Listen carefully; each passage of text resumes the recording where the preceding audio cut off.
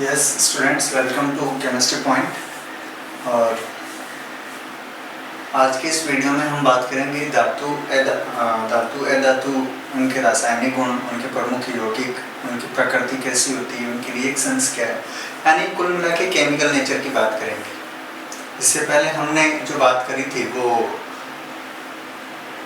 उनकी physical nature की करी थी।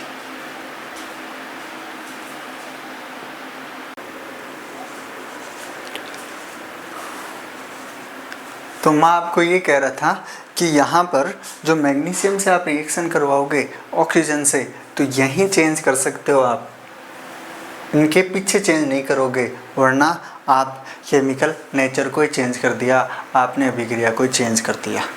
ठीक है, वापस चलते हैं हम अपनी जगह जहाँ हम बात कर रहे थे।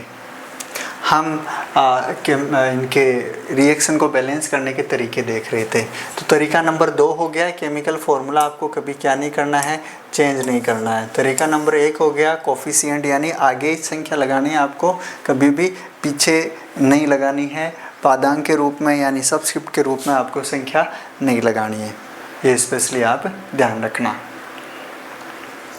अब इसके बाद में पॉइंट नंबर 3 आपको क्या कह रहा है? पॉइंट नंबर 3 आपको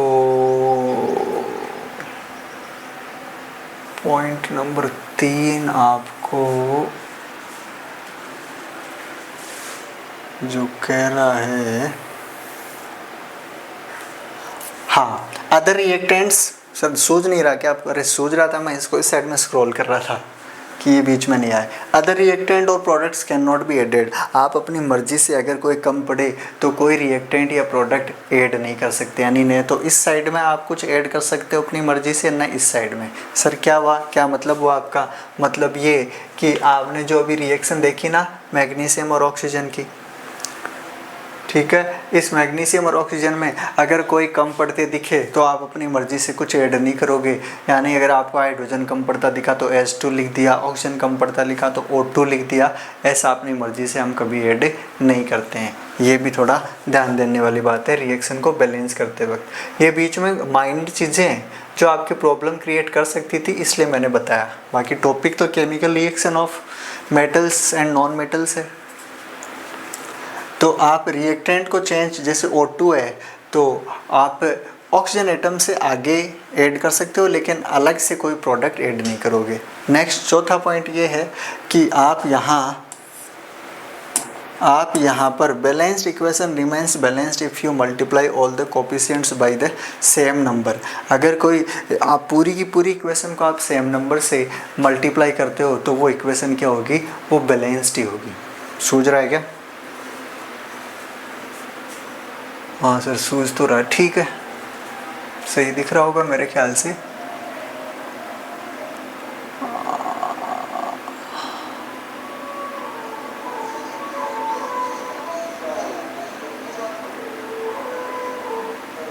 ठीक, जैसे आपने उस इक्वेशन को 2 से मल्टीप्लाई किया तो 2 मैग्नीशियम 4 बन गए, ऑक्सीजन 1 था तो 2 बन गया और 4 MgO। सर बात समझ में आई नहीं? आप क्या कह रहे हो? देखो अभी बताता हूँ, अभी आएगी समझ में आपके। जैसे इस इक्वेशन को आपने पूरी की पूरी को 2 से मल्टीप्लाई किया तो ये 2 गुणा 2 Mg, ये क्या हो गया? ये 2 गुणा O2, ये 2 गुणा 2 MgO। जब पूरी इक्वेशन को आप समान संख्या से मल्टीप्लाई कर देते हो तब भी वो बैलेंस ही मानी जाती है, उसमें कोई गलती नहीं है। लेकिन यहाँ अक्सर हम जो छोटी से छोटी स्मॉलेस्ट नंबर होती है उससे गुणा करते हैं बैलेंस करने के लिए, ये वाला नहीं मानते। मतलब आप इस इक्वेशन को ऐसा भी लिख सकते हो 4Mg प्लस 2O2 और ये 4MgO। सरल अनुपात करना आता है ना, तो इस पूरी इक्वेशन को 2 से डिवाइड करोगे तो ये सरल अनुपात वाली रिएक्शन आपके सामने आ जाएगी। तो ये कह रहा है कि आप अगर पूरी इक्वेशन को समान संख्या से मल्टीप्लाई कर देते हो तब भी वो बैलेंस ही मानी जाएगी, इसमें कोई लोचा नहीं है। तो ये चीज़ें रिएक्शन लिखते वक्त आपको थोड़ी ध्यान रख लेनी चाहिए, उनके बारे में बता रहा था। और साथ में अभी हम बुक भी पढ़ेंगे, आपको बुक से पढ़ना बता रहे हैं। ये जो बुक है ना वो आप कैसे पढ़ें, उसमें आप कौन कौन से पॉइंट पढ़ें, क्योंकि पढ़ना तो NCERT पढ़ेगी। एनसीईआरटी सभी पढ़ते हैं, आईएएस बनता है वो भी एनसीईआरटी पढ़ता ही है, ठीक है। तो उसको एक हम रेफरेंस मान सकते हैं, तो इन्हीं के बेसिस पे अपने को चलना है। तो यहाँ हम चलेंगे थोड़ी देर बाद में, लेकिन पहले आपको मेरी सुननी पड़ेगी जो मैं कह रहा हूँ, तभी आप ढंग से समझ पाएंगे, ठीक है। तो ये कुछ पॉइंट्स थे जिन पे ध्यान दे लेना आप। नेक्स्ट जो है हम बात कर रहे हैं कि ऑक्साइड, जैसे मैंने अभी मैग्नीशियम का ऑक्साइड बताया था ना, अभी आप किसका ऑक्साइड देख रहे हो, एल्यूमिनियम का। जब आप स्वतंत्र अवस्था के रूप में परमाणु को लिखते हो तो वो धातु का एक रूप है जिसमें ऑक्सीकरण संख्या क्या मानी जाती है, 0। सर ये ऑक्सीकरण नंबर, ये ऑक्सीकरण संख्या क्या होती है, जो चार्ज होता है ना प्लस या माइनस, उसे ही हम ऑक्सीकरण संख्या कहते हैं। ऐसे O2 है, तो जब भी कोई स्पीसीज उदासीन है, कोई परमाणु उदासीन है, तो उस पर क्या माना जाता है, उस पर चार्ज 0 माना जाता है। अब यहाँ आते यौगिक बन गया। अब इस यौगिक में देखो ये वाला चार्ज तो इस पर है, ये वाला चार्ज इस पर है। अब इस पे प्लस के साथ लिखें या माइनस के साथ, ये आपको पता होनी चाहिए। धातुओं पे प्लस चार्ज आता है हमेशा ही, और अधातुओं पे अगर धातु और अधातु को आपस में मिलाओगे तो एक आयनिक यौगिक बनता है। पॉइंट नंबर 1 ये कह रहा है, मेटल और नॉन मेटल एक आयनिक यौगिक बनाएगा। और आयनिक यौगिक बनाने का मतलब क्या हुआ कि इसमें क्या बने, आयन बने। और आयन 2 प्रकार के होते हैं, आपको पता है। एक तो होता है केटायन और एक होता है एनायन। ये किस आधार पे नाम दिए गए हैं, जब इनका विद्युत अपघटन करवाते हैं ना, तो जो आयन जाता है कैथोड की ओर उसे बोलते हैं केटायन, जो आयन जाता है एनोड की ओर उसे बोलते हैं एनायन। सर आप तो हमें सिंपल भाषा में समझाओ, हम कौन से केमिस्ट्री के स्टूडेंट हैं। तो एक तो होता है धनायन और एक होता है ऋणायन। अब ये आदत तो किसकी होती है, अधातुओं की, और ये आदत किसकी होती है, धातुओं की। तो जब भी यौगिक बनाओ धातु और अधातु का, तब हमेशा ही किस पे कौन सा चार्ज मानो, अधातु पे नेगेटिव और धातु पे क्या मानो आप, पॉजिटिव मानो। तो इस तरह यहाँ Al2O3 बना। अब पॉजिटिव नेगेटिव का डिसीजन हो गया तो Al पे +3 और ऑक्सीजन पे -2 चार्ज हो गया। ऐसे ही 2 non metal form covalent compound, 2 non metal होंगे ना, वो आपस में 2 अधातुएं वो क्या बनाएगी, सहसंयोजक यौगिक बनाएंगी। तो ये 2 चीज़ें आप ध्यान रखना। ये तो आयनिक यौगिक, धातु और अधातु हमेशा आयनिक यौगिक बनाएगी, और 2 अधातुएं सहसंयोजक। सहसंयोजक में चार्ज वैसे आयन अलग अलग लिखते नहीं हैं हम, ठीक है। यहाँ इलेक्ट्रॉनों के साझे से यौगिक बनते हैं। तो नाइट्रोजन और हाइड्रोजन हो गई, दोनों ये धातु है, तो अमोनिया बन गया। अब सहसंयोजक का मतलब ये हुआ कि यहाँ कभी भी N3- के रूप में और H+ के रूप में आयन अलग नहीं होंगे, नहीं दिखा सकते आप। सहसंयोजक का मतलब ये हो गया, पार्टनरशिप से जो बॉन्ड बनता है 2 इलेक्ट्रॉनों के साझे से बनता है, उससे सहसंयोजक बनते हैं, यौगिक बनते हैं। सहसंयोजक यौगिक 2 अधातुओं से बनते हैं। बोरॉन इज़ नॉन मेटल, ये स्पेशली मैंने आपको इस वीडियो पिछले वाले जो फर्स्ट टाइम सेकंड वीडियो था, या जो स्लाइड मैंने अभी निकाली, तो उसमें कहा था कि आपको यही कंसीडर करना है कि बोरॉन क्या है, नॉन मेटल, और ऑलवेज क्या है, कोवेलेंट बॉन्ड। ये स्पेसिफिक स्टेटमेंट बुक्स में लिखा हुआ है, रेफरेंस बुक्स में। हालांकि पिक्चर मैंने दिखाई थी आपको कि बोरॉन मेटेलॉइड की कैटेगरी में भी आता है, बट पिक्चर के कंपेरिजन में जो स्टेटमेंट्स होते हैं ना, वो थोड़े ज़्यादा पावरफुल माने जा सकते हैं। अगर एक आप अपना ऑब्जेक्शन लगाओ और एक वो लगाए, तो जिसमें स्टेटमेंट होगा, जो भी एजेंसी एग्ज़ाम कराएगी स्टेटमेंट को ही मानेगी। तो आपको बोरॉन क्या मानना है, नॉन मेटल मानना है। अब देखो, जब आप यौगिक लिखते हो ना, तब अलग अलग चीज़ें आपको ध्यान रखनी पड़ेगी। अलग अलग चीज़ों का मतलब ये हुआ, यार ये किसके गाने क्या इधर, जैसे अभी मैं बात करूं इसकी,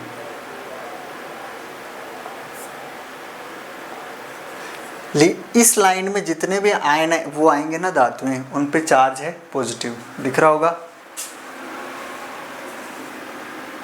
काम चल जाएगा शायद।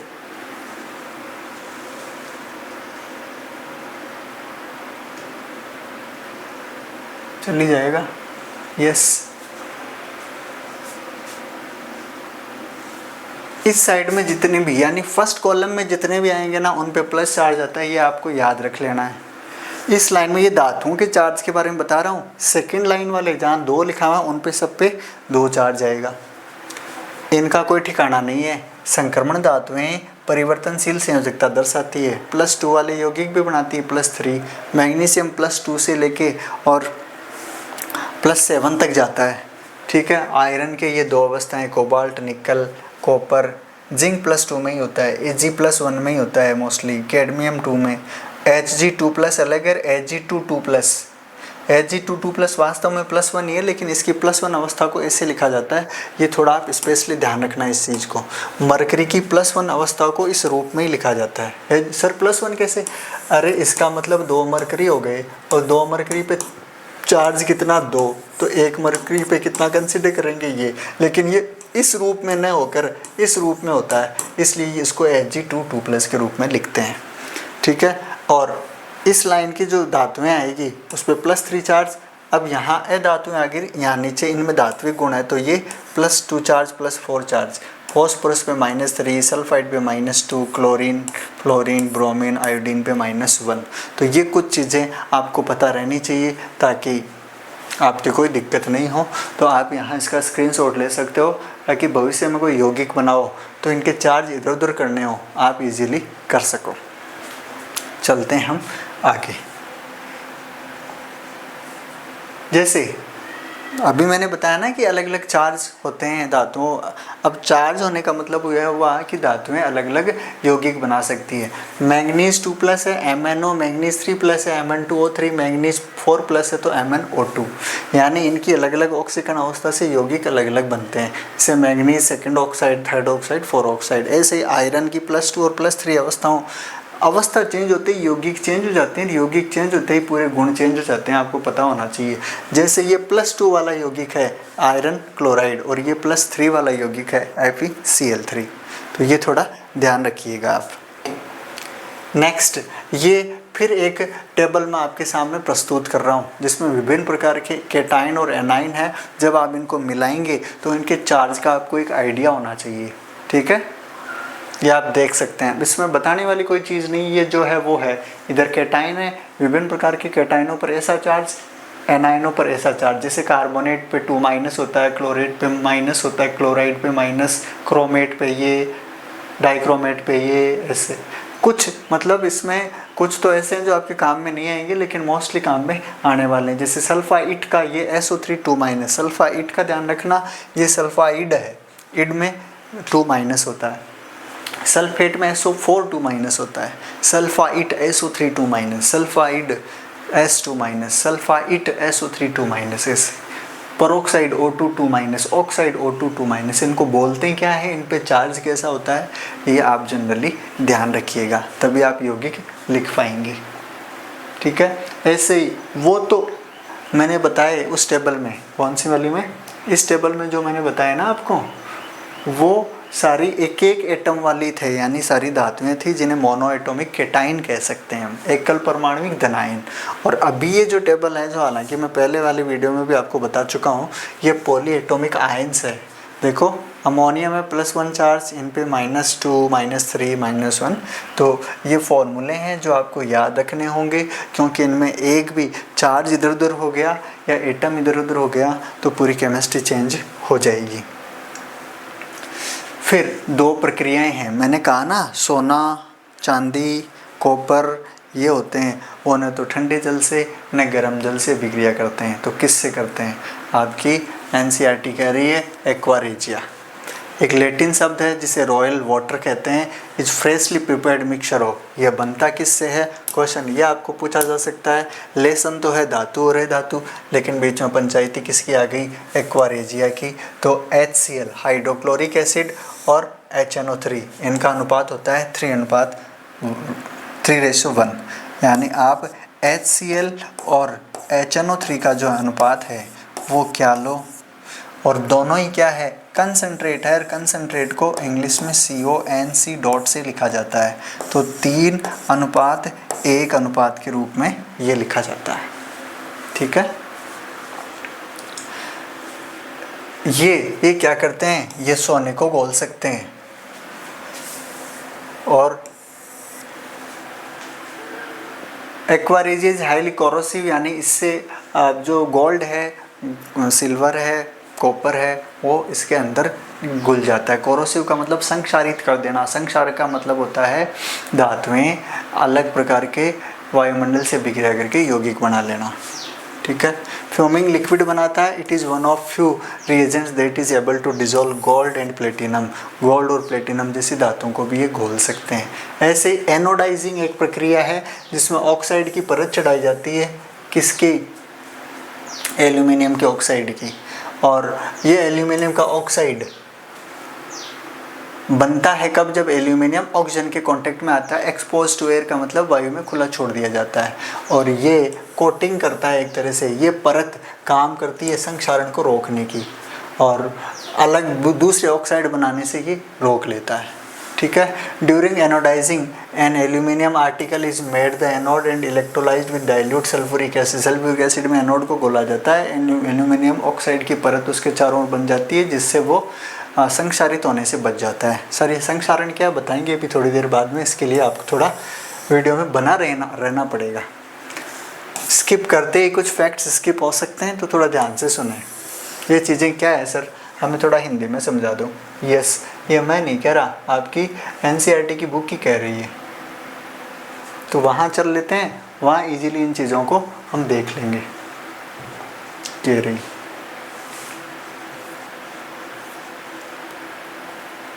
एनोडीकरण, एल्यूमिनियम पर मोटी ऑक्साइड की परत बनाने की प्रक्रिया है। एल्यूमिनियम होता है ना, बर्तन होंगे घर पे, आप ऑटो में जाते हो, हाथों से पकड़ते हो, कई बार हाथ काले हो जाते हैं उतरते वक्त, सोचते हैं यार ये कैसे हुआ। तो ये क्या हुआ, आपके हाथों ने जब घर्षण हुआ तो जो वायुमंडलीय ऑक्सीजन है वो एल्यूमिनियम के साथ क्या बना गई? एल्यूमिनियम ऑक्साइड बना गई। तो वो एल्यूमिनियम की ऑक्साइड की परत बन जाती है। अच्छा, वायु के संपर्क में आने पर एल्यूमिनियम का ऑक्साइड पतली परत का निर्माण करता है और पतली परत का निर्माण करने से क्या हुआ?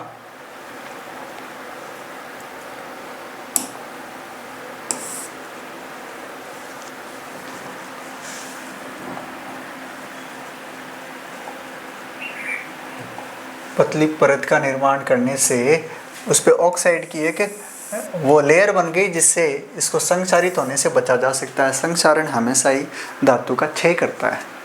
ठीक है।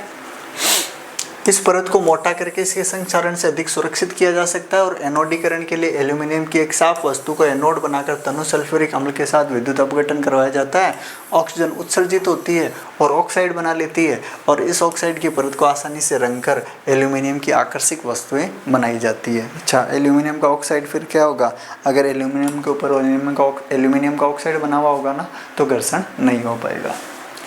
तो ये चीज़ें हैं जो बता रही है आपको क्या, किसके बारे में?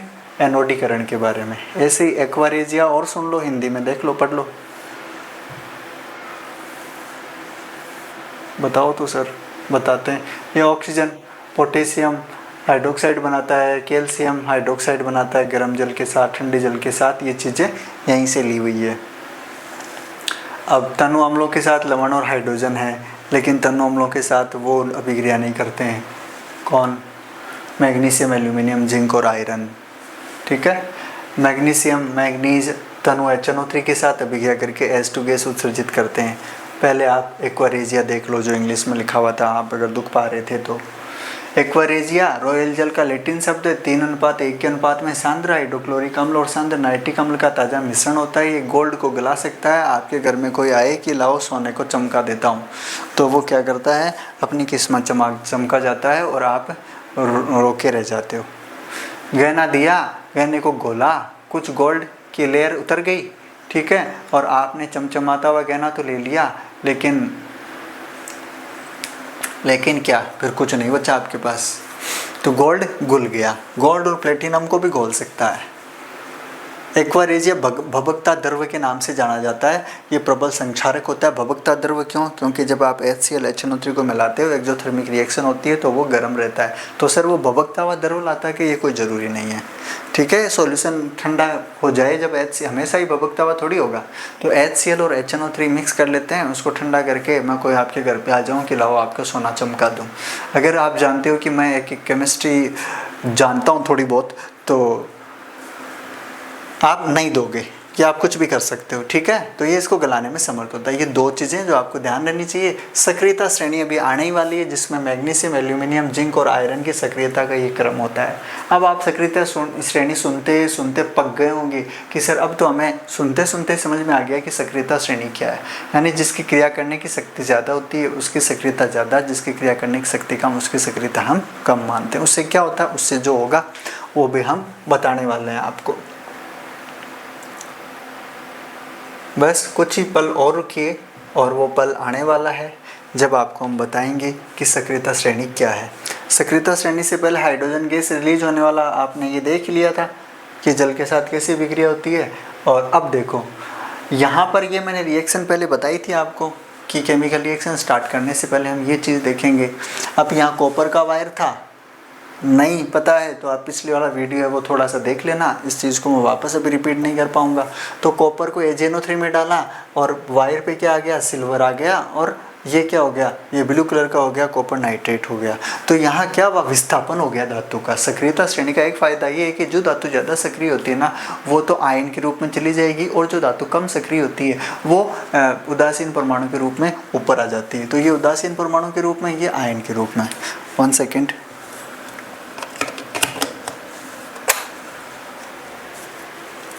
तो ये कह रहे हैं कि एक्टिविटी सीरीज में जो मेटल पहले आती है उनमें हाइड्रोजन को रिप्लेस करने की क्षमता होती है। अब देखो एक बार थोड़ा साधारण तौर पे समझ लो इसको। यहाँ वायर था कॉपर का, मतलब कॉपर किस रूप में था, कॉपर Cu के रूप में था। और ये विलियन था ना, इस विलियन में Ag क्या था, Ag+ के रूप में। अब अगर आप इनको सक्रियता श्रेणी का पता होगा ना, अभी इस टाइम पर ये सक्रिय अवस्था में है, यानी प्लस या माइनस चार्ज के रूप में आ गई धातु तो वो सक्रिय रूप में है, और अगर उदासीन है तो वो निष्क्रिय रूप में है। तो अब इस सक्रियता श्रेणी में हम ये कह रहे हैं कि इसमें तो आदत होती है इसके कंपैरिजन में कम सक्रिय रहने की। अभी श्रेणी आने वाली है, बस कुछ ही पल और। तो ये आती है सक्रियता श्रेणी में नीचे, ये आती है ऊपर। इसका मतलब इनके आपस में नेचर एक्सचेंज हो जाएगी। ये तो जाएगी आयन के रूप में और ये हो जाएगी उदासीन। तो उदासीन जब सिल्वर होती है तो Ag लिखा जाता है, ये आयन के रूप में। इनकी जैसी आदत होती है ना वैसे आयन बनते हैं। तो ये कॉपर 2+ में जाएगा। ये कहाँ पहुँच गया, ये सॉल्यूशन में पहुँच गया। अब यहाँ पर क्या बैठी है, यहाँ तो Ag बैठी है और ये कॉपर 2+ आ गया। देख लो यहाँ Ag+ कहाँ आए, इस कॉपर के वायर के ऊपर आ गए। ये कॉपर का वायर है और किसके रूप में, इलेक्ट्रॉन त्याग कर यहाँ आ गए। सॉरी, इलेक्ट्रॉन त्यागे तो किसने, कॉपर ने, और वो सॉल्यूशन में चला गया। 2 इलेक्ट्रॉन इन 2 Ag ने ले लिए, यहाँ तो चांदी जमा हो गई या कॉपर, तो कॉपर +2 के रूप में यहाँ आ गया। तो इस तरह जो डिस्प्लेसमेंट रिएक्शन होती है, एक धातु कम सक्रिय धातु दूसरी सक्रिय धातु से रिप्लेस हो सकती है सक्रियता श्रेणी के ज्ञान से। यहाँ लिखा हुआ है मेटल ए, ये मेटल ए थी, कौन थी, कॉपर। फिर सॉल्ट सॉल्यूशन ऑफ बी, यानी दूसरे मेटल का लवणीय जल लिया, तब क्या बना, सॉल्ट सॉल्यूशन ऑफ ए, दूसरी धातु का लवणीय विलयन बना, और वो धातु क्या हो गई, वो निष्क्रिय रूप में चली गई। तो सक्रियता श्रेणी आपको अब दिखाई देते हैं, काफ़ी आपने वेट कर लिया, ये है वो आपकी सक्रियता श्रेणी। इस सक्रियता श्रेणी के ज्ञान से आप जो भी उल्टे पुल्टे क्वेश्चन क्रियाशीलता के पूछे जाते हैं वो आप सॉल्व कर सकते हो। कैसे, इस श्रेणी में देखो जो ऊपर है वो है सबसे ज़्यादा क्रियाशील और जो नीचे है वो है सबसे कम क्रियाशील। इसका मतलब अगर आप इन दो को भिड़ाओगे तब जो आप नीचे है ना वो तो अपेक्षाकृत उदासीन अवस्था में रहनी चाहिए और जो ऊपर है वो आयनिक अवस्था में रहना चाहिए। इसका कंक्लूजन ये है। एक बार स्क्रॉल करके दोबारा से स्टेटमेंट सुन लेना। तो जैसे अभी हमने एग्जाम्पल किसका लिया था, हमने एग्जाम्पल लिया था सिल्वर और कॉपर का। तो उस सॉल्यूशन में कॉपर क्या था, कॉपर आयनिक अवस्था में था, सॉरी कॉपर उदासीन अवस्था में था, कॉपर का वायर था ना, और जो AgNO3 था वो क्या था, वो विलयन अवस्था में था। तो AgNO3 किस में कन्वर्ट हुआ, Ag+ था वो Ag में कन्वर्ट हो गया। सर एक बार दोबारा रिपीट करो, ये कम सक्रिय, ये अधिक सक्रिय, ये उससे ज़्यादा सक्रिय, ये उससे ज़्यादा सक्रिय, ये सक्रियताओं की माँ। तो यहाँ पर देखो Ag है ना, अगर आप इन दो को बिठाओगे तो ये तो उदासीन रहना चाहेगा और ये आयनिक अवस्था में रहना चाहेगा। कुछ पता चली बात। मतलब इस श्रेणी से आपको ये पता चलेगा कि कौन सी धातु तो उदासीन रहना चाहती है और कौन सी धातु आयनिक अवस्था में यानी क्रियाशील रहना चाहती है। जैसे हम कहते हैं कि कभी दो चीज़ें हैं, ये किसका बना हुआ है, कॉपर सल्फेट का, सॉरी कॉपर सल्फेट थोड़ी धातु का बना हुआ होता है, ये कॉपर का बना हुआ है, ठीक है। और एक दूसरा लेते हैं हम कंटेनर, वो बना हुआ है जिंक का। एक आपको मैं जादू दिखाता हूँ। कॉपर के पात्र में मैं क्या डाल देता हूँ, मैं जिंक सल्फेट डाल देता हूँ। सर कलर थोड़ा चेंज कर दो, अब यार कलर के ऑप्शन मेरे पास इतने ही है। ये है जिंक सल्फेट, ठीक है, और इसमें मैं डाल देता हूँ कॉपर सल्फेट। दूसरा कलर आपको दिखेगा नहीं।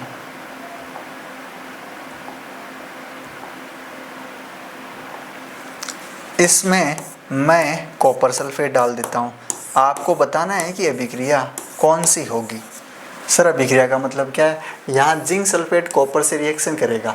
जहाँ कहीं भी यौगिक है, जिंक किस रूप में है, जिंक 2+ में। सर कलर चेंज करो, नहीं दिख रहा है। यस, अभी देखो यहाँ ये जिंक 2+ के रूप में है और कॉपर उदासीन है। यहाँ कॉपर 2+ के रूप में है इस विलयन में, और जिंक उदासीन है।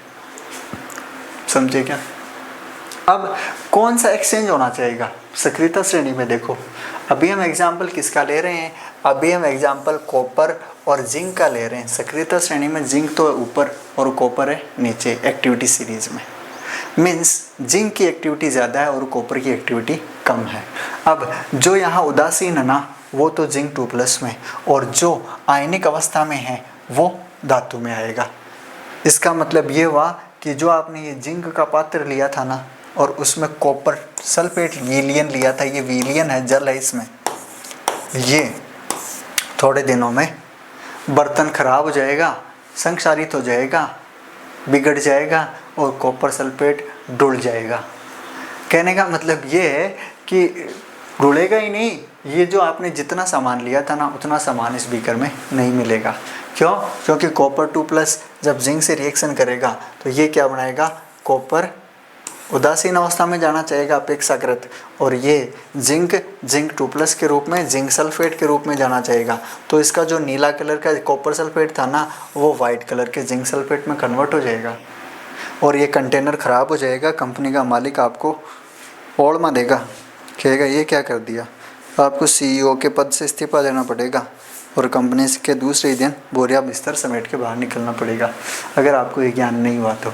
यानी जिंक के पात्र में हम कॉपर सल्फेट को स्टोर नहीं रख सकते, कॉपर के पात्र में जिंक सल्फेट को तो स्टोर रख सकते हैं। यहाँ पर उल्टा काम नहीं होगा, क्योंकि कॉपर सक्रियता श्रेणी में नीचे तो कम सक्रिय रहना चाहिए, और जिंक 2+ के रूप में वो ऐसा रहती है। बात आई होगी समझ में? नहीं होगी आई तो एक बार इसको रिपीट करके देख लेना भाई वीडियो को, और तो क्या करें। खैर ये भी काम की चीज़ है, ट्यूशन बनता है यहाँ से। तो सक्रियता श्रेणी का ये फ़ायदा होता है, आपको पता चल जाता है किस में क्या रखना चाहिए। ठीक है, आपके घर में है एल्यूमिनियम का पात्र, और कौन सा पात्र हो सकता है, चलो लोहे का पात्र है, ठीक है, और इसमें एल्यूमिनियम का कोई यौगिक ला के रख दिया। लोहे के पात्र में एल्यूमिनियम का कोई यौगिक ला के रख दिया, इसका मतलब ये सेफ रहेगा। लेकिन एल्यूमिनियम का पात्र है और उसमें आयरन सल्फेट घोल के रख दिया आपने, तो एल्यूमिनियम क्या होगा, डिकम्पोज हो जाएगा। एल्यूमिनियम का सल्फेट बनेगा और आयरन धीरे धीरे वो डिकम्पोज यानी अपघटित होता जाएगा, वो बर्तन बिगड़ता जाएगा, खराब होता जाएगा, टूटता जाएगा, मतलब धीरे धीरे उसका क्षय होता जाएगा। तो ये चीज़ है। कुछ बात आई होगी समझ में? वीडियो काफ़ी ज़्यादा वैसे लंबा बन गया, हम NCERT में चलेंगे थोड़ी देर बाद में, अभी आप थोड़ा और आगे देखें। अब देखो एवरीडे लाइफ में इनके क्या क्या यूजेस हैं वो भी एक बार समरी के तौर पे देख लो। किनके? मेटल्स, नॉन मेटल्स के। कंस्ट्रक्शन यूजेस, कंस्ट्रक्शन में यानी जो कंस्ट्रक्शन समझ गए ना, कंस्ट्रक्शन यार वो निर्माण कार्य है, उनमें मेटल ये सर ये देख रहे हो ना, ये मेटल्स ही है, इसके आयरन के, और आयरन को स्ट्रॉन्ग बनाने के लिए इसमें कार्बन मिक्स किया जाता है, हम आगे पढ़ेंगे। और उससे और ज़्यादा स्ट्रॉन्ग जंग से रोकने के लिए इसमें निकल और क्रोमियम भी ऐड किए जाते हैं। ठीक है,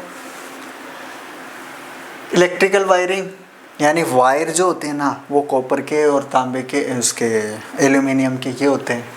ट्रांसपोर्टेशन इंडस्ट्री, जहाँ ट्रांसपोर्ट का काम होता है तो वहाँ बड़े बड़े कंटेनर में आप अगर कोई सामान लेके लाने ले जाने का काम करते हो तो वो धातुओं के बने हुए होते हैं या मिश्र धातुओं के बने हुए हो सकते हैं। हाउस होल्ड अप्लाइंसेज, आप घर के जो बर्तन देखते हो मोस्टली एल्यूमिनियम के बर्तन। वैसे एल्यूमिनियम के बर्तनों में खाना नहीं चाहिए, क्योंकि एल्यूमिनियम क्या हो जाता है, ऑक्साइड बना लेगा। सक्रिय है ना, सक्रियता श्रेणी में ऊपर है तो ऑक्साइड बनाएगा तो वो आपके बॉडी में चला जाएगा और कैंसर जनरेट कर सकता है। तो उसका कम से कम यूज़ करना चाहिए घर पे एल्यूमिनियम के बर्तनों का। उसके कंपेरिजन में स्टील के बर्तन थोड़े ज़्यादा फ़ायदेमंद हो सकते हैं, मेरी केमिस्ट्री तो ये कहती है। तो ड्यूरेबल मेटल्स जो होती है यानी काफ़ी लंबे टाइम तक चलती है वो मेटल्स, उनसे लॉन्गिटिविटी और एफिशिएंट परफॉर्मेंस यानी बहुत ज़्यादा दिन तक वो बर्तन चला करते हैं। वो आते हैं ना आपके आजकल फ्राई करने वाले बर्तन अलग ही आते हैं। तो ये मिक्स मेटल के बने हुए होते हैं। इसके बाद में ये fundamental properties of non metal, अधातुओं के मुख्य गुण हम देख रहे हैं। अधातुओं में मुख्य गुण क्या क्या है, फिजिकल कैरेक्टरिस्टिक्स तो हम पढ़ के आ चुके, ये न्याल नहीं करेगी, क्योंकि कभी कहते हैं गैस होती है, कभी कहते हैं लिक्विड होती है, कभी कहते हैं सॉलिड। आयोडीन की बात आती है तो अधातु है लेकिन सॉलिड है, बाकी मोस्टली गैसेज होती है और फिर सॉलिड होती है, लिक्विड होती है, जैसे ब्रोमीन लिक्विड है, ठीक है, सल्फर सॉलिड है, आयोडीन सॉलिड है। तो ठोस, द्रव और गैसें तीनों होती है, लेकिन एक खास बात है कि चोट मारने पर ये फैलती नहीं है, बिखर जाएगी। अधातुएं केमिकल बिहेवियर क्या है, धातुओं में तो इलेक्ट्रॉन त्यागने की प्रवृत्ति होती है और अधातुओं में इलेक्ट्रॉन ग्रहण करने की प्रवृत्ति होती है। इसका मतलब क्या हुआ, इस लाइन को ही नहीं रटना है, आपको ये पता होना चाहिए कि अगर हम बात करें जैसे एल्यूमिनियम है, एक धातु है, तो इलेक्ट्रॉन त्यागेंगे ना कोई परमाणु, तब उन पे चार्ज कैसा आएगा, प्लस आएगा। और इसी मैं आपको एक टेबल बता चुका हूँ किस पे कौन सा चार्ज आएगा। नाइट्रोजन क्या है, एक अधातु है तो इलेक्ट्रॉन ग्रहण करेगी, तो इस पे कैसा चार्ज आएगा, 3-। अब आपको अगर मिक्स करके यौगिक बनाना है तो फॉर्मूला एल्यूमिनियम नाइट्राइड का क्या लिखोगे, AlN, बस इतना ही, क्योंकि चार्ज क्या हो गए, दोनों बैलेंस हो गए। इसका चार्ज इसके पैरों में, इसका चार्ज इसके पैरों में, तो समान होते हैं ना चार्ज, तब एक ही लिखा जाता है सरल अनुपात के रूप में, ठीक है। तो ये केमिकल नेचर हो गई अधातुओं की, इनमें इलेक्ट्रॉन ग्रहण करने की प्रवृत्ति होती है और धातुओं में इलेक्ट्रॉन त्यागने की प्रवृत्ति होती है। इसके अलावा डेली लाइफ के कुछ एग्जांपल्स देखते हैं अधातुओं के। अपने शरीर में जितने भी यौगिक है मोस्टली वो क्या है, कार्बन से बने हुए होते हैं। अपने शरीर में हर एक अंग, त्वचा में कार्बन है, मैंने ये मार्कर ले रखा है इसमें कार्बन है, मैं जिन आँखों से देख रहा हूँ वहाँ कार्बन है, मैं जो खाना खाता हूँ वहाँ कार्बन है। कार्बन की दुनिया बहुत बड़ी है, इसलिए केमिस्ट्री में कार्बनिक रसायन एक अलग ब्रांच बनानी पड़ी, ठीक है। तो कार्बन क्या एक अधातु है। तो examples of non metal, oxygen, nitrogen, sulphur, carbon, ये जीवन जीने के लिए और पर्यावरण के लिए आवश्यक अधातुएं हैं। अभी हम सांस ले रहे हैं, आप और हम, मैं जहाँ बोल रहा हूँ, आप जहाँ सुन रहे हैं, वो जो सांसें अपनी चल रही है उसमें क्या जा रही है, अपनी बॉडी में ऑक्सीजन जा रही है। और ह्यूमन बॉडी में भी क्या होता है, ऑक्सीजन ज़्यादा, इन्वायरमेंट में भी ऑक्सीजन ज़्यादा, यही बताया था ना, अरे गलत तो नहीं ना। देखिए याद कितना रहता है मेरे को और आपको। मैंने एक डायग्राम बताया था, वो डायग्राम ह्यूमन बॉडी में भी ऑक्सीजन को ज़्यादा बताता है 65% और अर्थ की क्रस्ट पे 45%। सर परसेंट क्या, अरे परसेंटेज कंपैरिजन को बताते हैं, मात्रा को नहीं बताते हैं। इसका मतलब ये थोड़ी है कि मानव शरीर तो ज़्यादा ऑक्सीजन धारण करके रखता है, इतनी बड़ी पृथ्वी कम ऑक्सीजन। कम और ज़्यादा का लेना देना नहीं है, जो परसेंटेज होते हैं ना वो रेशियो को बताते हैं कंपैरेटिवली, ठीक है। मात्रा से उसका कोई लेना देना नहीं है, क्वालिटी को रिप्रेजेंट करते हैं कि सब में से कितने, सब में से कितने। आपके शरीर में जो भी मसाला है उसमें ऑक्सीजन सबसे ज़्यादा है। आप पानी पीते हो उसमें ऑक्सीजन है, आप खाना खाते हो उसमें ऑक्सीजन है, गेहूं की रोटी खाते हो, चाहे बाजरे की रोटी खाओ, चाहे पास्ता खाओ, चाहे आप मैगी खाओ, सब में क्या है, ऑक्सीजन तो आएगा ही। तो ऑक्सीजन अपनी बॉडी में और तत्वों की तुलना में मात्रात्मक रूप से ज़्यादा है, पृथ्वी की सतह पर भी ज़्यादा है। सर आप वहाँ जाओ जहाँ बात कर रहे थे, यस हम वहाँ चलते हैं। तो मेरे को ऐसे लग रहा है कि ये जो मैंने अभी कंप्लीट क्लास ली है इसको फिर 2 पार्ट में डिवाइड करना पड़ेगा, यानी पार्ट 2 और पार्ट 3, टोटल इसके ज़्यादा ही पार्ट हो जाएंगे ऐसे लग रहा है, क्योंकि अब मैं आज अपने पूरे मूड में हूँ। नेक्स्ट ये कुछ बातें कर रहे थे ऐसे ही एटमॉस्फेयर में भी नॉन मेटल होती है ऑक्सीजन, नाइट्रोजन, ठीक है, जो अपने लाइफ और केमिकल प्रोसेस के लिए ज़रूरी होती है। और ऑर्गेनिज्म और मिनरल्स, अपने जो अंग है उनमें भी क्या होती है, मेटल्स होती है, विभिन्न प्रकार के कार्बन और सल्फर के यौगिक। हम जो दवाइयाँ लेते हैं उसमें भी क्या होती है, सल्फर होती है, जो अपने अंदर काम करते हैं, उन्हें सल्फर ड्रग्स कहते हैं। मोस्टली जो दवाइयों में मोस्टली में, साली में नहीं, मोस्टली में सल्फर होती है। तो सल्फर क्या एक अधातु है। जो आप ब्रेड वगैरह खाते हो ये भी क्या है, इसमें कार्बन है, ठीक है, इसमें हाइड्रोजन है, ये सब अधातु हैं। जो भी आप पीनट ब्रेड जेली ये सब लेते हो, ये चम्मच से आप ये सॉस लगा रहे हो, ये ब्रेड खा रहे हो, ये क्या है, ये अधातु हैं। डेली लाइफ में क्या यूज है, बायोलॉजिकल इंपॉर्टेंस, जैविक महत्व क्या है धातुओं का, तो ज़्यादातर जैविक महत्व अधातुओं का होगा, क्योंकि अपने शरीर में धातुओं से ज़्यादा क्या है, अमाउंट में, परसेंटेज में अधातुएं हैं। तो सबसे ज़्यादा अधातु कौन सी है, ऑक्सीजन है, फिर नाइट्रोजन है, सल्फर है, कार्बन है, ये मुख्य जैविक महत्व की अधातुएं हैं। एग्रीकल्चर में भी जब आप दवाइयाँ लाते हो ना, कीटनाशक लाते हो दवाइयों की दुकान पे, कौन सी दवाइयाँ, बीज भंडार की दुकान से, पौधों की दवाइयाँ, तो उसमें भी नॉन मेटल ही होते हैं, जिन्हें हम फर्टिलाइज़र कहते हैं, उर्वरक कहते हैं। जो उर्वरक होते हैं ना उनमें अधातु, जैसे आप यूरिया बोलते हो ना, यूरिया में नाइट्रोजन, हाइड्रोजन, कार्बन, ऑक्सीजन की होती है। तो सारी की सारी क्या है, अधातुएं हैं। फर्टिलाइजर्स में धातु होती है, यानी कृषि के उपयोग में भी ज़्यादातर धातु हैं, जैविक उपयोग में भी ज़्यादातर धातु हैं, मेडिकल लाइन में भी ज़्यादातर क्या होती है, धातुएं यूज़ में आती है। और मैन्युफैक्चरिंग मटेरियल में ज़्यादातर मेटल यूज़ में आती है, और फिर नॉन मेटल का भी यूज होता है। मैन्युफैक्चरिंग में नॉन मेटल का कहाँ सर, ये अभी हम एग्जांपल या इंपॉर्टेंस देख रहे हैं, नॉन मेटल की देख रहे हैं। मैन्युफैक्चरिंग में कैसे, जैसे मैंने कहा लोहे को अगर आप पूरे प्योर लोहे की चीज़ें बनाओगे तो लोहे में क्या तनने का गुण होता है, लोहे में पीटेंगे तो फैलने का गुण होगा, धातु में गुण होता है ना, तो उसको कठोर बनाने के लिए उसमें थोड़ा कार्बन मिलाया जाता है, तो लोहा क्या बन जाता है, कठोर। तो निर्माण कार्य में जो भी आप RCC, reinforce concrete, full form होती है यार इसकी, रेनफोर्स्ड कंप्रेस्ड कंक्रीट, कुछ इस तरह से इसका नाम है RCC का। तो ये जब आप यूज में लेते हैं, मैं कभी दूसरी वीडियो में इसका अगर कोई मेरे को याद आया तो मैं बता दूंगा आपको। तो ये इम्पोर्टेंस है किसकी, नॉन मेटल की, यानी कार्बन मिक्स कर दिया। अब हम बात करेंगे कि मेटल्स का कहाँ यूज है। ये तो सारे इम्पोर्टेंस नॉन मेटल के, अधातुओं के, जैविक महत्व के, यानी शरीर में जितने भी यौगिक है वो अधातुएं हैं। कृषि कार्य में सल्फर है, उर्वरक हैं, उनमें अधातुएं हैं।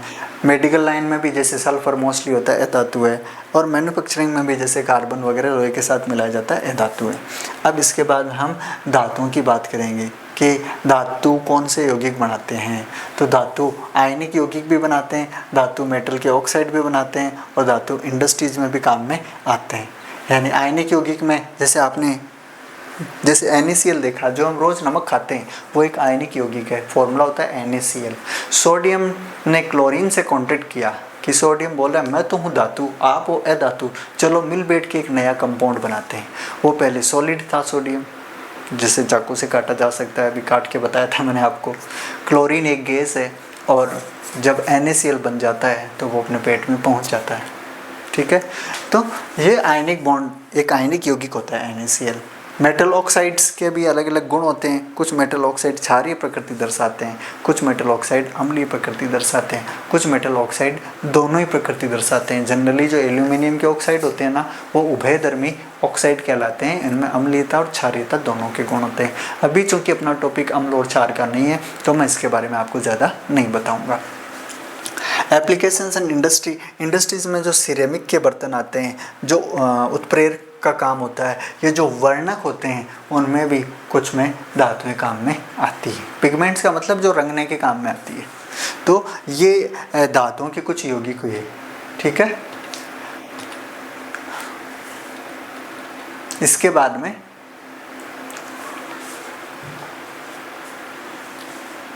कुछ मेटल्स के मतलब धातुओं के जो यौगिक होते हैं ना, उनके भी बहुत सारे इम्पोर्टेंस है। जैसे इंडस्ट्रियल इम्पोर्टेंस में कुछ मेटल के क्लोराइड है। अब आप ये मान लो नमक कितना बिकता होगा, इस पूरे वर्ल्ड में। जो अब नमक की तो ज़रूरत खाने में पड़ती है, कितनी दुनिया है। तो मेटल के जो क्लोराइड्स होते हैं उनका इंडस्ट्रियल एप्लीकेशन है, सल्फेट होते हैं उनके इंडस्ट्रियल इम्पोर्टेंस है। सल्फेट जैसे उर्वरकों में सल्फेट्स आते हैं, चाहे वो कैल्शियम का हो चाहे पोटेशियम का हो, तो ये विभिन्न प्रकार के यौगिक दवाइयों में भी यूज में आते हैं। तो इंडस्ट्रियल एप्लीकेशन है इनके, और इनके कृषि में भी उर्वरकों के रूप में धातुएं काम में आती है, जैसे फर्टिलाइजर्स वगैरह। ठीक है, इसकी उर्वरकता को बनाए रखने के लिए भी धातुएं काम में आती है। अच्छा, अपने शरीर में धातुएं क्या है, जैसे हीमोग्लोबिन, रक्त होता है ना अपना, उसमें कौन सी धातु है, हीमोग्लोबिन। पौधे जो हरे होते हैं ना, वो क्या है, वो मैग्नीशियम के कारण। तो पौधों में कौन सा धातु है, मैग्नीशियम। क्लोरोफिल, हरा रंग क्लोरोफिल बढ़ने की वजह से, और क्लोरोफिल में मैग्नीशियम धातु। रक्त का लाल रंग हीमोग्लोबिन वर्णक की वजह से। हीमोग्लोबिन सर कोई धातु है क्या, नहीं, हीमोग्लोबिन एक यौगिक का नाम है ऐसे मानो, और उसमें जो धातु उपस्थित है एक धातु, वो है आयरन। तो ऐसे ही एग्रीकल्चर उर्वरकों के रूप में भी सल्फेट जो भी होते हैं वो धातुओं के होते हैं, तो वो प्लांट की ग्रोथ के काम में आते हैं। तो ये कुछ मेजर इंपॉर्टेंस थी किसकी, धातुओं की। अच्छा, धातुओं की इंपॉर्टेंस यही नहीं रुकती है, ये मिश्र धातुओं के रूप में भी काम में आती है, जैसे स्टील है, कांसा है और पीतल है।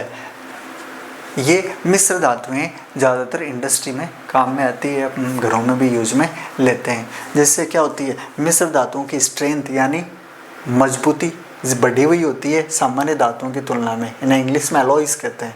तो कॉम्बिनेशन होता है जब दो या दो से अधिक मेटल को आपस में आप मिक्स करते हो, ये ज़्यादा ड्यूरेबल होती है। यानी विभिन्न प्रकार के जो टूल और मशीनें बनाई जाती हैं ना, वो मिश्र धातुओं की बनाई जाती है ताकि वो ज़्यादा चले। और मिश्र धातुओं का प्रयोग संक्षारण को रोकने के लिए भी किया जाता है। ये टॉपिक इतना छोटा है नहीं। Major compounds of non metal, अभी हमने जो भी कंपाउंड देखे वो मेटल के देखे। सर आपने पहले भी तो बताए थे वो नॉन मेटल के इंपॉर्टेंस थे, तो कुछ जल्दी नॉन मेटल के कंपाउंड्स भी देख लें। नॉन मेटल के अगर हम कंपाउंड्स की बात करें, major compounds of non metal, तो इसमें देखो इनके ऑक्साइड एसिडिक होते हैं और न्यूट्रल होते हैं। इनकी केमिकल रिएक्शन ये है कि यहाँ पर अलग अलग टाइप की केमिकल रिएक्शन मिलेगी आपको। और अधातुएं जो होती है उनके ऑक्साइड्स जैसे एसिड रेन में ज़्यादा काम में आते हैं। एसिड रेन भी होती है, हाँ, जहाँ प्रदूषण ज़्यादा होता है ना, वहाँ पर जैसे नाइट्रोजन वायुमंडल में, ऑक्सीजन वायुमंडल में है, धुआं गया, CO2 निकला, तो ये H2O कुछ मात्रा में उपस्थित होती है, हाइड्रोजन निकली तो H2SO4 बन जाता है, HNO3 बन जाता है, HCl बन जाता है, और वो बारिश के साथ जब धरती पर गिरता है तब उसे हम क्या बोलते हैं, एसिड रेन। तो जो नॉन मेटल के ऑक्साइड है वो धरती पर एसिड रेन उत्पन्न करने के काम में आती है। ऐसे ही कुछ अकार्बनिक अधातुएं जो अकार्बनिक यौगिक भी बनाते हैं। Non metal create organic compounds, उन्हें हम कार्बनिक यौगिक कहते हैं। कार्बन एक अधातु है, और कार्बनिक यौगिकों को हाइड्रोकार्बन कहते हैं, जो फ्यूल्स में, प्लास्टिक में, इनमें काम में आता है। इनऑर्गेनिक कंपाउंड भी, यानी जिसमें कार्बन नहीं होता है, ऐसे यौगिकों को अकार्बनिक यौगिक कहते हैं। उनमें भी अधातुएं काम में आती है। जैसे अमोनिया गैस क्या है, एक अकार्बनिक यौगिक है, और अमोनिया का यूज इंडस्ट्रीज़ में और उर्वरकों में किया जाता है, और यूरिया वगैरह बनाने में किया जाता है। सर ये क्या लिख दिया आपने, ये देखो, ये आपकी NCERT की बुक में कुछ पॉइंट्स हैं जो आयनिक यौगिकों के हैं। यानी आयनिक यौगिकों की भौतिक अवस्था क्या होती है, सॉलिड होती है, और ये क्या होते हैं, कठोर होते हैं। इनमें कठोरता का कारण क्या होता है, इनमें उपस्थित विपरीत आवेशित आयन जो आयनिक बंध से आकर्षित रहते हैं। दूसरा पॉइंट है इनका मेल्टिंग पॉइंट, यानी इनके जो गलनांक और क्वथनांक है। क्वथनांक बोलते हैं जब कोई द्रव उबलता है, गलनांक बोलते हैं जब कोई ठोस पिघलता है। तो जब ये स्ट्रॉन्ग है तब इनको पिघलाने के लिए ज़्यादा ताप की ज़रूरत पड़ेगी, तो अक्सर इनके आयनिक यौगिकों के गलनांक और क्वथनांक क्या होते हैं, ज़्यादा होते हैं, हाई होते हैं। सोल्यूबिलिटी, ये जल में ज़्यादा घुलते हैं, वाटर में। और ये जैसे केरोसिन, पेट्रोल, इनको हम अकार्बनिक विलायक कहते हैं। केरोसिन, पेट्रोल, डीजल, इनमें ये कम घुलते हैं। कौन, आयनिक यौगिक। कौन बनाते हैं, जो धातु बनाते हैं।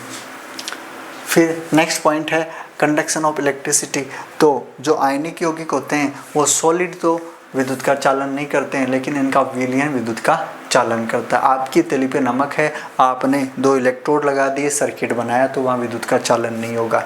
लेकिन अगर उसको पिघला दिया सॉलिड को, NaCl को 800 डिग्री सेल्सियस, 860 डिग्री सेल्सियस होता है शायद NaCl का मेल्टिंग पॉइंट, उस पर पिघल जाता है, तब उसमें विद्युत का चालन हो सकता है।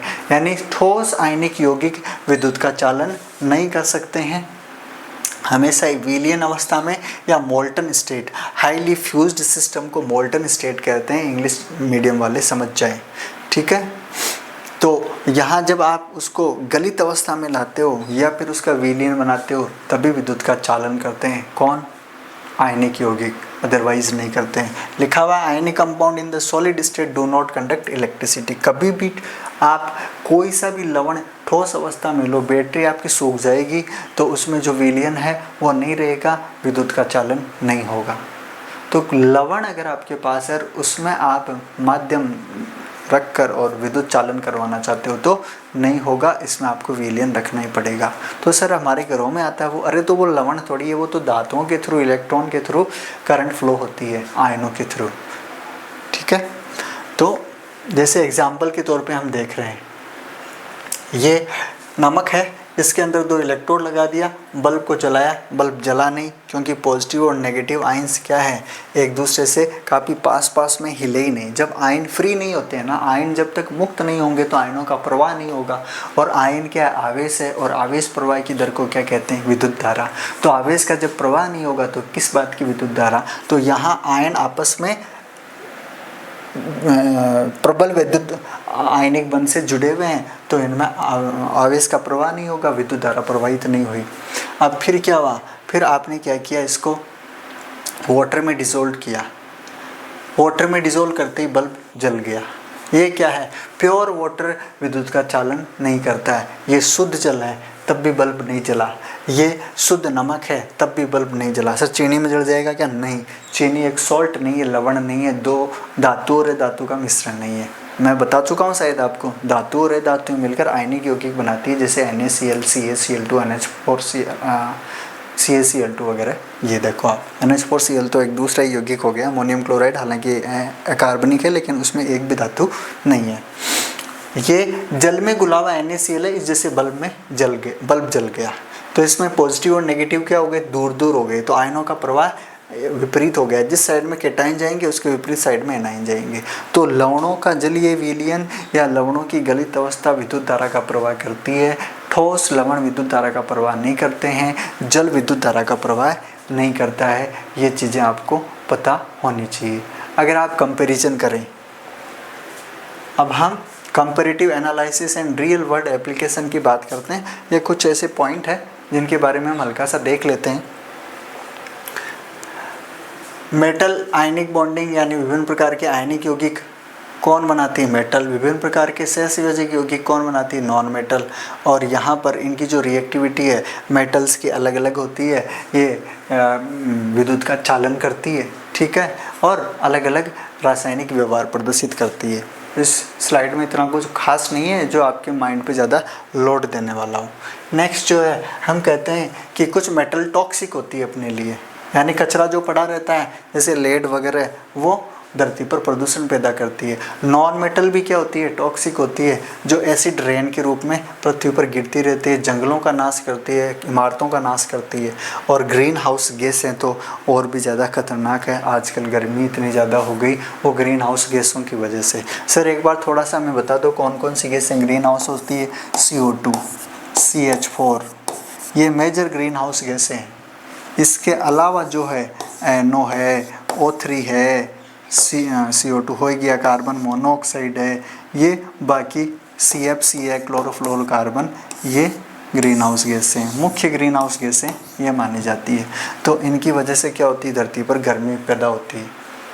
Green house gas effect, green house अपना टॉपिक नहीं है, वरना इस पर एक अलग वीडियो बन सकता, आधा घंटा इस पर बोला जा सकता है, ग्रीन हाउस गैसें ऐसी। तो ये कुछ इम्पोर्टेंस है रियल वर्ल्ड में अगर हम एनालिसिस की बात करें तो। इसके बाद इंडस्ट्रियल एंड टेक्नोलॉजिकल एप्लीकेशंस क्या है, इंडस्ट्रीज़ में जो धातुएं और मिश्र धातुएं होती है उनका यूज होता है, और नॉन मेटल कंपाउंड्स का यूज फार्मास्यूटिकल में मोस्टली जो दवाइयाँ हैं, कृषि है और प्लास्टिक है, इनमें किसका यूज होता है, अधातुओं का यूज होता है। ठीक है। कंक्लूजन के तौर पे अगर हम बात करें तो साइंस में मेटल और नॉन मेटल दोनों ही अपना अलग अलग अस्तित्व रखती है, रिसर्च लेवल पे भी, यानी रिसर्च को बोलें तो हिंदी में बोले तो कुछ टर्म, अब इंग्लिश में टर्मिनोलॉजी की आदत हो गई तो हिंदी वाली टर्म थोड़ी याद नहीं रही, तो शोध वगैरह में काम में आती है सब धातुएं अधातुएं। इंडस्ट्रीज़ में भी धातुएं अधातुएं इनके यौगिक बनते रहते हैं, तो बहुत सारे इनोवेशंस का मतलब है नई चीज़ें, नए निर्माण जो हो रहे हैं वो धातुएं अधातुओं के चलते रहते हैं। जैसे अभी आपको एक बोर्ड दिख रहा है, वो क्या है, अधातु का है। इसके चारों ओर ये जो बॉर्डर दिख रहा है वो सपोज एल्यूमिनियम का, तो वो धातु है। ये भी क्या है, ये अधातु है। तो नए नए इनोवेशंस है, नए नए निर्माण कार्य वो धातुओं से होते रहते हैं। और एवरीडे लाइफ में क्या है, मेटल और नॉन मेटल, अपनी एवरीडे लाइफ में हम जो खाना खाते हैं, हम जो टेक्नोलॉजी यूज में लेते हैं, जो अभी मैंने फ़ोन ले रखा है उसके पीछे जो कवर है वो प्लास्टिक का है, तो वो नॉन मेटल है। ठीक है। अब ये क्या है, ये प्लास्टिक है तो ये नॉन मेटल है। तो ये कुछ रियल लाइफ में, एवरीडे लाइफ में कुछ चीज़ें हो गई। तो इस तरह ये केमिकल नेचर धातु और धातु की कंप्लीट होती है। लेकिन रुको अभी आप जाओ मत, एक सरप्राइज़ होगा आपके लिए। अभी इससे के बाद में हम एक संक्षारण टॉपिक हो रहा है आपकी एनसीईआरटी की बुक में, उसको थोड़ा पढ़ेंगे। उसमें भी काम की बातें, मिश्र धातुएं, और एक सरप्राइजिंग बात है जो ओनली मेरे रेगुलर व्यूअर्स और मेरे जो सब्सक्राइबर्स हैं उन्हीं को पता रहेगी, बाकी को पता नहीं रहेगी। मैंने कहा 4 बातें करूँगा, 4 बातों में दो बात, एक तो बोरोन वाली और एक वो एल्यूमिनियम वाली जो बाई मिस्टेक हो गई थी। एक मैं कह रहा था कि ये जो मसाला बनता है ना, इतना पहले तैयार होता है, पहले माइंड में सेट करना पड़ता है कि किस वे में, किस सीक्वेंस में रखा जाए, फिर कहाँ से लिया जाए और फिर कैसे डिलीवर किया जाए। इसमें भी बहुत ज़्यादा मेहनत लगती है। और बात नंबर 4 वो सरप्राइजिंग बात ही रहेगी, वो आपके लिए सरप्राइज ही रहेगा, जो only regular viewers and subscribers को ही पता रहेगी। ठीक है। इसके बाद अब हम कुछ बची हुई बातें अपनी एनसीईआरटी की बुक से कर लेते हैं। इम्पोर्टेंट है। देखो टॉपिक जो है ना, ये क्या, धातु अधातु व उनके यौगिक। जनरली जो आरएसएसबी की एग्ज़ाम होती है उसके सिलेबस में क्लियरली मेंशन है। आरपीएससी तो अभी भी आरबीएससी के पैटर्न पे चल रही है। जो आरबीएससी का सिलेबस था जनरल साइंस, अब जनरल साइंस तो इतनी बड़ी है कि कहाँ से भी क्वेश्चन पूछे। तो जनरली आरपीएससी के प्रीवियस ईयर के क्वेश्चंस में मेटल के जो क्वेश्चन है बहुत कम देखने को मिलते हैं। आरएसएसबी के जो क्वेश्चन है, एग्ज़ाम पैटर्न है, उसमें आपको प्रीवियस ईयर क्वेश्चंस है, उनमें आपको एक क्वेश्चन देखने को मिल सकते हैं मेटल नॉन मेटल्स के। खैर, मैं तो बात कह रहा था कि कुछ आगे भी हमें चलना है, अभी रुकना नहीं है। ये आपकी सक्रियता श्रेणी है, जो मैं बता चुका हूँ कि सबसे अधिक सक्रिय धातु इधर होती है, कम सक्रिय धातु इधर। दोनों को भिड़ाओगे तो जो ज़्यादा सक्रिय होती है वो तो आईने में जाने का प्रयास करती है, इसका कहने का मतलब ये है। और जो कम सक्रिय धातु होती है वो उदासीन अवस्था में रहने का प्रयास करती है। ये सक्रियता श्रेणी के एग्जाम्पल है। सोडियम को केरोसिन में डुबोकर क्यों रखा जाता है? क्योंकि सोडियम खुला हवा में रहा तो ऑक्साइड बना लेगा, फिर धीरे धीरे हाइड्रोक्साइड में कन्वर्ट हो जाएगा। नमी के साथ ये सोडियम हाइड्रोक्साइड बना लेता है तो ये अपघटित हो जाता है। भाप के साथ आयरन का ऑक्साइड बन जाता है। भाप कह दो, वाष्प कह दो, स्टीम कह दो, H2O कह दो, तो ये जंग लगता ही है। ठीक है। जल के साथ कैल्शियम और पोटेशियम तो तीव्रता के साथ अभिक्रिया करता है और कैल्शियम जो है वो स्लोली रिएक्ट करता है। पोटेशियम की अभिक्रिया एक्सोथर्मिक, हाईली एक्सोथर्मिक आग निकलती है और इसमें वह आग नहीं निकलती है। ये 4 धातुओं के नमूने हैं, आपस में आप कंपेयर करके कह सकते हो कि विस्थापन होगा कि नहीं। जब एक धातु दूसरी धातु को विस्थापित कर देती है तब इसे क्या कहते हैं? विस्थापन अभिक्रिया कहते हैं। देखो एग्जाम्पल के तौर पर इसका सल्फेट है, इसका सल्फेट है, या एक का सल्फेट और एक उदासीन धातु है, तो आप ये कहोगे कि जैसे ये उदासीन है और इसका सल्फेट है तो ये तो रहना चाहिए उदासीन और ये सल्फेट में ही रहना चाहिए, यानी ये अभिक्रिया नहीं होगी। और इसका सल्फेट बता दिया मैंने, इसका सल्फेट हो और ये उदासीन हो तो ये तो सल्फेट में कन्वर्ट हो जाएगी, उदासीन रह जाएगी। तो इस तरह की चीज़ें हैं, आप इजीली इनका आंसर दे सकते हैं। सबसे अधिक अभिक्रियाशील धातु कौन सी है? सोडियम है, ठीक है। ऑप्शन लिथियम है तो वो भी आ जाएगा। इनमें अगर इनमें देखें तो सबसे क्रियाशील कौन सी है और सक्रियता श्रेणी में क्या लग रहा है यार? जिंक ही लग रहा है मेरे को तो। जिंक, आयरन से पहले ना, जिंक, आयरन, सिल्वर और कॉपर, 4 ही धातुएं होगी। देखो देखिए, आयरन, कॉपर, जिंक और सिल्वर। तो जिंक जो है वो सबसे अधिक सक्रिय धातु है, ABCD। यानी ये देख लें, धातुएं कैसे अभिक्रिया करती है? तो धातु धातु से मिल जाती है, आयनिक यौगिक बनता है, धातु से मिल जाती है तो सहसंयोजक यौगिक बनते हैं, ठीक है। ये इनमें इलेक्ट्रॉन त्यागने की प्रवृत्ति को इस तरह शो किया हुआ है, इलेक्ट्रॉन ग्रहण करने की प्रवृत्ति को इस तरह मैं बता चुका हूँ कि यहाँ तो बनते हैं एनायन और यहाँ बनते हैं केटायन। और मैग्नीशियम, हर धातु में अलग तरीके से क्रिया करने की मैंने बताया था ना, पहली वाली लाइन में सब प्लस और दूसरी वाली लाइन में सब 2+ में होते हैं। ऐसे ही आयनिक यौगिकों के गुण धर्म में बता चुका हूँ, इनकी भौतिक अवस्था, भौतिक प्रकृति ठोस होती है, गलनांक क्वथनांक अधिक होते हैं, जल में घुलनशील होते हैं, कार्बनिक विलायकों जैसे केरोसिल, पेट्रोल में घुलनशील होते हैं। विद्युत चालकता ठोसों में तो नहीं होती है, जलीय विलयन में होती है, गलित अवस्था में होती है, ठीक है। धातुओं की प्राप्ति कैसे होती है इसका मैं चार्ट आपको बता चुका हूँ, ये यहीं से लिया था। ये कौन सी धातु, अब आपको पता चल गया होगा सक्रियता श्रेणी में को कौन सी उच्च अभिक्रियाशील है, कौन सी मध्यम अभिक्रियाशील है, कौन सी निम्न। तो उच्च का अलग तरीके से ट्रीटमेंट किया जाता है, मध्यम का अलग तरीके से और निम्न का अलग तरीके से ट्रीटमेंट किया जाता है। ये तापन वर्जन, ये मतलब इनके सल्फाइड की अभिक्रिया ऑक्सीजन से करवाओ, ऑक्साइड, फिर ऑक्साइड को गर्म करो तो मरकरी मिल जाएगी। ये कॉपर का सल्फाइड है तो कॉपर का पहले ऑक्साइड बनाओ तापन से, फिर इनकी आपस में रिएक्शन करवाओ ऑक्साइड सल्फाइड की, तब कॉपर आपको मिल जाएगा। ये कुछ अभिक्रियाएं हैं जो कॉपर के निष्कर्षण की है। सक्रियता श्रेणी के मध्य में स्थित धातुओं का निष्कर्षण थोड़ा अलग तरीके से होता है और सबसे कम ऊपर स्थित धातुओं का निष्कर्षण अलग तरीके से होता है। उनका डायरेक्ट क्या है, इलेक्ट्रोलाइसिस करवाने पे ही निष्कर्षण हो जाता है। थोड़ा सा आप इतना ही ध्यान रखो। ये सबसे सक्रिय धातुओं का जो विद्युत अपघटन है, इलेक्ट्रोलाइसिस को इंग्लिश में विद्युत अपघटन कहते हैं, उससे निष्कर्षण हो जाता है। तो सर आपने ये बुक ओपन कैसे करी थी? यस, ये संक्षारण समझाने के लिए। देखो हम अपने घरों में देखते हैं पीतल के बर्तन हरे हो जाते हैं, चांदी के आभूषण टाइम के साथ काले हो जाते हैं, लोहे की चीज़ें बुरी हो जाती है। ये सब संक्षारण के उदाहरण हैं। चांदी के गहनों का काला होना चांदी के ऑक्साइड की परत चांदी के आभूषणों पर जमा हो जाने के कारण होती है। पीतल के बर्तनों का हरा हो जाना, तांबा पीतल दोनों ही मान लो, तो उनमें जो कॉपर है, जिंक है, ठीक है, इनके ऑक्साइड बन जाते हैं जिनके कारण इनका हरा रंग दिखता है, ऊपर लेयर बन जाती है। यानी ये जो लेयर बनी हुई है ना, ये उन्हीं धातुओं की बनी हुई है। तो ये क्या हो जाती है, ये ऑक्साइड बना के और धीरे धीरे अपघटित होती है धातुएं। तो ऑक्साइडों के रूप में धातुओं का अपघटित होना ही क्या है, संक्षारण है। Corrosion is a decomposition of metals by forming oxides of metals। ठीक है, खुली हवा में कुछ दिन छोड़ दो, सिल्वर की वस्तुएं छोड़ो चाहे लोहे की छोड़ दो, सिल्वर के सल्फाइड भी बन जाते हैं, इसके कारण भी काली होती है। परिभाषा, खनिज जो खानों से सीधे निकाले जाते हैं। अयस्क ऐसे रासायनिक यौगिक जिनसे सुविधापूर्वक धातुएं कम लागत में प्राप्त की जा सके, उन्हें अयस्क कहते हैं। ठीक है, ये पूछी हुई। संक्षारण से सुरक्षा, अब ये एक इम्पोर्टेंट चीज़ है। अगर धातुओं को संक्षारण से आपको रोकना है तो उसमें सुरक्षा क्या करोगे, उन पे पेंट कर दो, उन पे तेल लगा दो, उन पे ग्रीस लगा दो। यसद लेपन एक इम्पोर्टेंट टॉपिक है जिससे क्वेश्चन पूछा जाता है, इसलिए मैंने ये बुक ओपन की है। यहाँ पर यसद लेपन क्या है, लोहे की वस्तुओं पर जिंक की परत चढ़ा देंगे तब इसे यसद लेपन कहते हैं। यसद बोलते हैं जिंक को, हिंदी में यसद कहते हैं।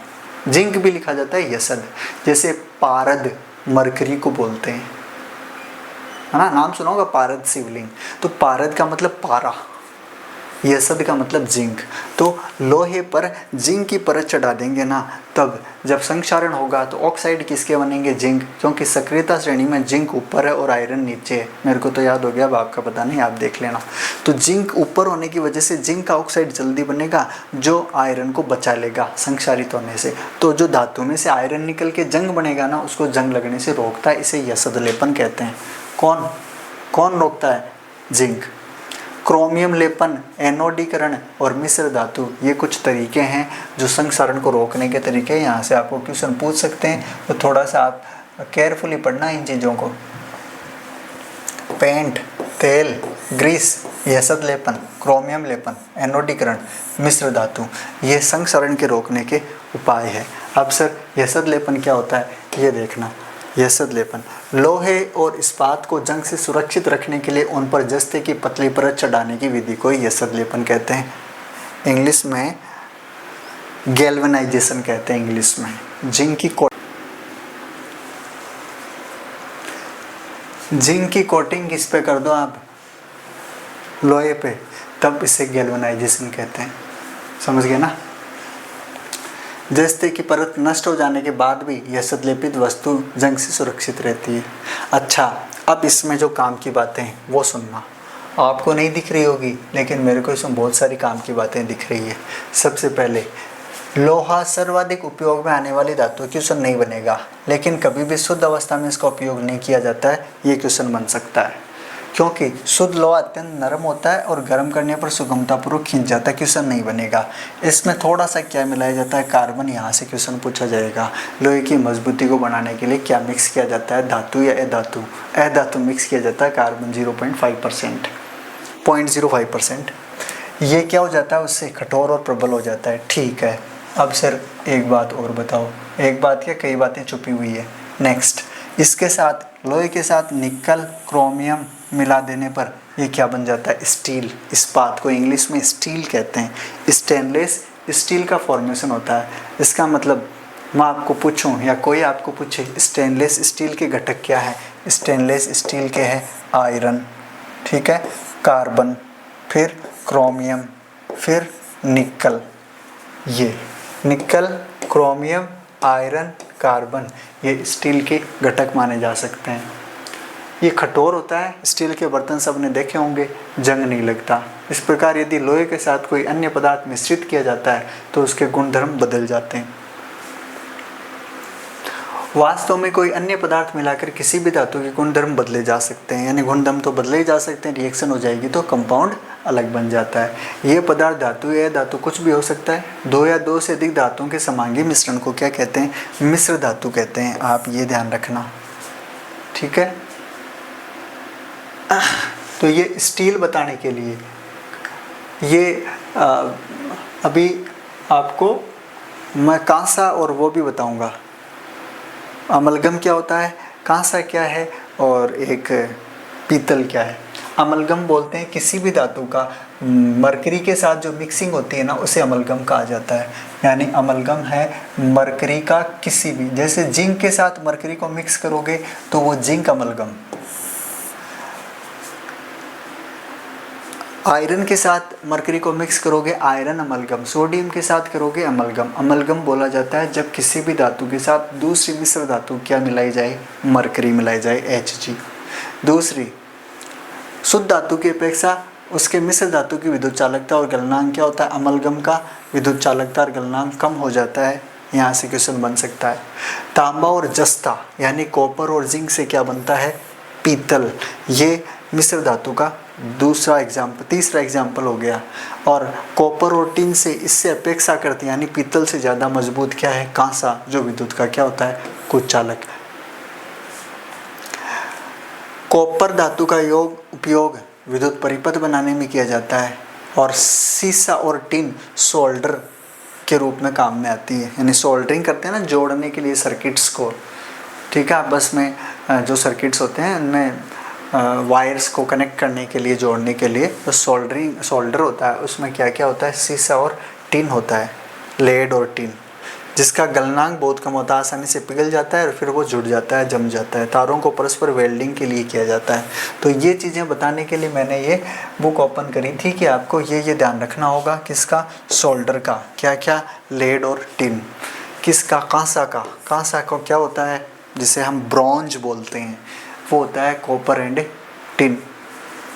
कॉपर एंड जिंक जिसे हम ब्रास बोलते हैं, ब्रासलेट, वो कॉपर और जिंक होता है पीतल। फिर अमलगम, Hg प्लस अक्स मेटल, कोई सी मेटल हो तब हम अमलगम का यूज करते हैं। स्टील, निकल, क्रोमियम, मैग्नीज, निकल, क्रोमियम और कार्बन और आयरन, वो होता है स्टील। तो ये कुछ चीज़ें। सोना, देखो सोने के बारे में बताया। शुद्ध सोना क्या होता है? 24 कैरेट होता है, लेकिन नरम होता है, आपको पता है। ऐसा क्वेश्चन पूछा हुआ भी है कि कौन सी धातु सबसे ज़्यादा नरम होती है, किससे लंबा तार खींचा जा सकता है। ठीक है। आभूषण बनाने के लिए क्या करते हैं? वो शुद्ध सोना नहीं होता है, 24 कैरेट सोना शुद्ध सोना होता है, 22 कैरेट सोने का उपयोग किया जाता है। इसका मतलब 24 में 22 भाग तो सोना और 2 भाग क्या होता है? तांबा और चांदी। उनको मिलाना ही पड़ता है शेप देने के लिए, वरना तो घर पे लाते ही पिचक जाएंगे सोने के आभूषण। इसलिए उसमें थोड़ा बहुत सुनार क्या करता है? तांबा या चांदी, उसको मजबूरी में मिक्स करना पड़ता है। मिलावट जब ज़्यादा हो जाएगी तो और ज़्यादा कठोर हो जाएंगे आपके गहने। ठीक है, तो चिंता करने की कोई बात नहीं, लेकिन अलर्ट रहने की ज़रूरत है। पैसे आप सोने के दे के आओ और मिल जाए आपको चांदी और तांबा, इसका भी स्पेशली ध्यान रहे। तो ये कुछ चीज़ें हैं। अब ऐसे ही जो दिल्ली में लौह स्तंभ है, वो एक प्राचीन भारतीय धातुक्रम का चमत्कार है। केमिस्ट्री के पॉइंट ऑफ व्यू से ये एक मिश्र धातु से बना हुआ है, तभी इस पे क्या नहीं लगता है? इस पे जंग नहीं लगता है।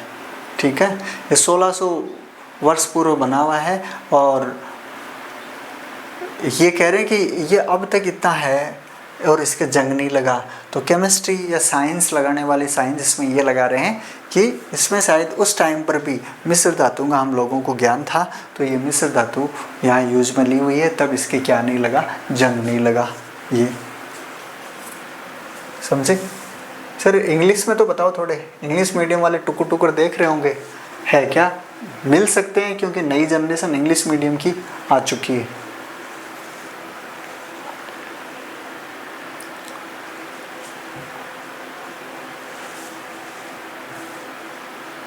वैसे तो समझ गए, बोलते तो वो हिंदी में ही है, पढ़ते इंग्लिश में, इंग्लिश मीडियम वाले। एक बार मैं थोड़ा सा ये बता देता हूँ। वो एक्वारेज ये बता दिया मैंने, एनोडाइजिंग बता दिया और अलॉय बता दिया। ठीक है, अलॉय डिफरेंट टाइप की एक्टिविटी सीरीज स्लाइड पे मैंने इंग्लिश में डाली थी, फिर क्वेश्चन सॉल्व कर लोगे, वैसे इतने ज़्यादा नहीं है। और प्रॉपर्टीज़ आयनी कंपाउंड की, फिजिकल स्टेट, मेल्टिंग, इलेक्ट्रिसिटी ये बता दी। एक्सट्रैक्शन मेटल का कैसे होता है ये बता दिया मैंने। और फिर ये अलग अलग एक्सट्रैक्शन होता है जो एक्टिविटी सीरीज में मिडल में आती है, ठीक है, टॉप में आती है, उनका एक्सट्रैक्शन कैसे कैसे होता है। फिर करोजन की बात आती है, करोजन में डिफरेंट टाइप की ये जो एलॉयज़ हैं उनके बारे में मैंने बताया। तो ये एक बार आप करोजन देख लो। पेंटिंग, ऑयलिंग, ग्रीसिंग, गैल्वेनाइजिंग, यह सब लेपन galvanizing, chrome plating, anodizing, making alloys, ये कुछ तरीके हैं किसको रोकने के लिए? करोजन को। और गैल्वेनाइजेशन में क्या होता है? जिंक की कोटिंग होती है आयरन पर। ठीक है, और फिर मैंने बताया कि यहाँ गोल्ड को थोड़ा सा स्ट्रॉन्ग बनाने के लिए इसमें क्या मिक्स किया जाता है? कार्बन। इसको और ज़्यादा ड्यूरेबल बनाने के लिए निकल और क्रोमियम मिक्स कर दिया जाता है, तो क्या बन जाता है? स्टेनलेस स्टील बन जाता है। ये देखो, कई बार इंग्लिश वाली टर्म ज़्यादा पॉपुलर होती है तो हमें पता नहीं रहता, इस्पात स्टील को ही कहते हैं। ठीक है, और अगर मरकरी को आप मिक्स कर देते हो किसी अलग मेटल के साथ, अच्छा वैसे ये डेफिनेशन दे रहा है एलॉयज़ क्या है? एक होमोजीनियस मिक्सचर है जिसमें दो या दो से अधिक धातुओं को मिक्स किया जाता है, मेटल्स को मिक्स किया जाता है। ठीक है, तो डेफिनेट प्रोपोर्शन में मिक्स किया जाता है, ऐसे ही नहीं कि हर किसी मिला दिया जाए। फिर प्योर गोल्ड है, वो 24 कैरेट गोल्ड होता है जिसका यूज ऑर्नामेंट्स में नहीं किया जाता है। इसको सिल्वर या कॉपर के साथ ज्वेलरी बनाने के लिए मिक्स किया जाता है। तो टोटल जो एक्चुअल में गोल्ड होता है वो क्या होता है, 22 कैरेट ही मिलता है आपको। और उसमें 22 पार्ट गोल्ड होता है, 2 पार्ट या तो कॉपर होता है या सिल्वर होता है। तो सर कॉपर सस्ता है तो मिला देगा, तो अगला आप ये पहचान आपकी होनी चाहिए ये कौन सा सस्ता है। और ऐसे ही एग्जाम्पल किसका दिया हुआ है यहाँ पर, इसका आयरन पिलर है दिल्ली, और इसमें ये कुतुब मीनार की जो बिल्डिंग है वो क्या है, एक एंसेंट इंडियन मेटलर्जी का एग्जाम्पल है जिसमें एलॉय से ये बना हुआ है।